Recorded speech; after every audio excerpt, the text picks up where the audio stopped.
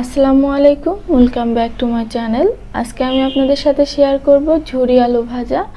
এই ঝুরি আলু ভাজিটা কিভাবে পারফেক্টভাবে তৈরি করতে হয় সেটা আজকে আপনাদেরকে দেখাবো।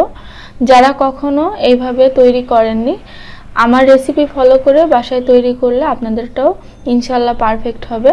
তো চলুন কিভাবে তৈরি করতে হয় দেখে নিই।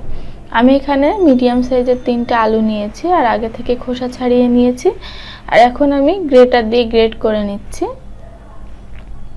আপনাদের কাছে যদি গ্রেটার না থাকে সেক্ষেত্রে আরও অনেক পাতলা পাতলা বা চিকন চিকন করে কেটে নিতে পারেন। এখন আমি নর্মাল পানি দিয়ে গ্রেট করা আলুগুলোকে ধুয়ে নিচ্ছি। তো এইভাবে কষলিয়ে কষলিয়ে কয়েকবার পানি চেঞ্জ করে আমি আলুগুলোকে ধুয়ে নিব। তো ধুয়ে নেওয়া হয়ে গিয়েছে। এখন আমি এর ভিতরে দিয়ে দিচ্ছি ফ্রিজের ঠান্ডা পানি। অবশ্যই ফ্রিজের ঠান্ডা পানি এখানে দিতে হবে, না হলে আলুগুলো কিন্তু ক্রিস্পি হবে না বা মুচমুচে হবে না। তো আমি ঠান্ডা পানিটা দিয়ে আমি এখানে 20 মিনিট এটাকে রেস্টে রেখে দিব। ভিজিয়ে রাখছি 20 মিনিট। 20 মিনিট পরে ফিরে আসলাম। ঠান্ডা পানি দিয়ে ভেজালে কিন্তু এই আলু ভাজিটা অনেক বেশি পারফেক্ট হয়। তো আমি এইভাবে চিপে আলুগুলোকে উঠিয়ে নিচ্ছি। তো এইভাবে চিপে চিপে পানিগুলোকে বের করে আলুগুলোকে উঠিয়ে নিতে হবে। তো এখন আমি চুলায় চলে এসেছি। চুলায় আমি পরিমাণ মতো তেল দিয়েছি। তেলটা যখন গরম হয়ে গিয়েছে আমি এর ভিতরে দিয়ে দিয়েছি বাদাম। 2 থেকে 3 টেবিল চামচের মতো হবে বাদাম দিয়েছি। আর এখানে 4-5টার মতো শুকনা মরিচ দিয়ে আমি ভালোভাবে ভেজে নিচ্ছি নাড়াচাড়া করে।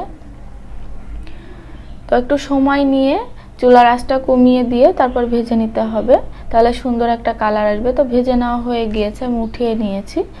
তো আমি এই তেলের ভিতরেই আমি আলু ঝুরিগুলোকে দিয়ে দিচ্ছি। তো প্রথমেই একবারে অনেক দেওয়া যাবে না, অল্প একটু দিয়ে নাড়াচাড়া করতে হবে, তারপরে আবারও মাঝখানে দিয়ে দিতে হবে। তো আমি যতটুকু পরিমাণ তৈরি করেছি আমি 2 ব্যাচে ভেজে নিব। তো আপনারা এর থেকে কিন্তু আরও অনেক বেশি তেল দিতে পারেন, তবে আমি এই তেলেই ভেজে নিচ্ছি। ঝুরি আলু ভাজাটা তৈরি করতে কিন্তু তেলের পরিমাণটা বেশি লাগে। তো এইভাবে একটু পরপর নাড়াচাড়া করতে হবে। অনবরত প্রথম দিকে নাড়বেন না, তাহলে সময় লাগবে বেশি। তো এই যে দেখুন, এরকম ভাজতে ভাজতে এরকম একটা কালার চলে আসবে আর ঝনঝনে একটা আওয়াজ হবে। তখন বুঝে নিতে হবে যে আলুটা ভাজা হয়ে গিয়েছে। তখন এরকম ছাঁকনি নিয়ে তেল ছাড়িয়ে উঠিয়ে নিতে হবে। তো আমারটা হয়ে গিয়েছে, আমি তেল ছাড়িয়ে উঠিয়ে নিয়েছি। খুবই সহজ আর খুবই কম সময়ে তৈরি হয়ে যায়। এই আলু ভাজিটা দেখতে যেমন সুন্দর লাগে, খেতেও অনেক ভালো লাগে।